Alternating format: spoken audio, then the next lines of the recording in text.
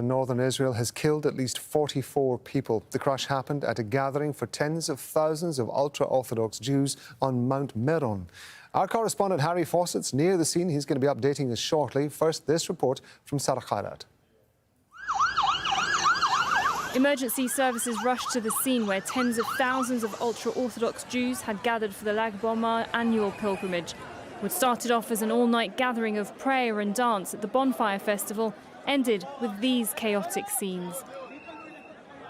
Bodies of those killed in a stampede are lined up. Hundreds of people are injured. Provided first aid to those who were injured at the site. We sent up backup teams, 200 ambulances, motorcycles, mobile intensive care units, helicopters to the scene in order to transport and evacuate those who were injured and killed to the hospitals. Considered to be one of the holiest sites for Jews, the tomb of the 2nd century sage Rabbi Shimon Bar Yochai is what brings the faithful here. Around 30,000 pilgrims were gathered on Mount Meron, 3 times the capacity of what was allowed by the authorities. Organisers say more than 650 buses had brought in people from across the country, making it the largest public gathering in Israel since the pandemic started. All of a sudden we saw paramedics from Magen David Adom running by, like mid-CPR on kids, and then one after the other started coming out, ambulances. Then we understood like something's going on here.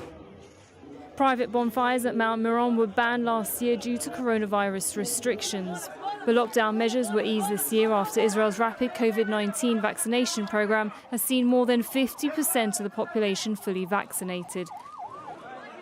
Police say they've arrested 2 people for disrupting officers' efforts to keep order at the site.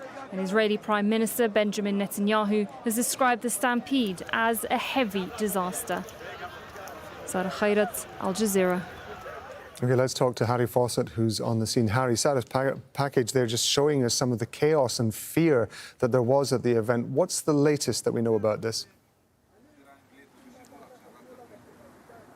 Well, yes, it was a dreadful event, as you just saw in those pictures, and it's been written on the faces of some of the people we've been speaking to here as well. We had been barred from getting further access than this police checkpoint until just a couple of minutes ago, when they've said that we can get further in. But all the way up to here, we've been seeing stragglers from the events overnight trying to get lifts, getting on buses, and we've talked to a couple of them.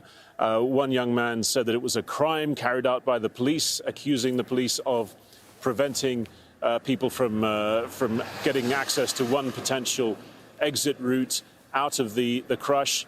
Another man said that he had watched it take place from a distance, and he saw people slipping down a series of steps on top of each other, and that it was an unavoidable consequence of that there were going to be deaths and injuries. I also asked him if he had ever felt unsafe at this event before. This is an event that attracts some 500,000 people over a series of days every year. Not last year because of the pandemic, but in a typical year.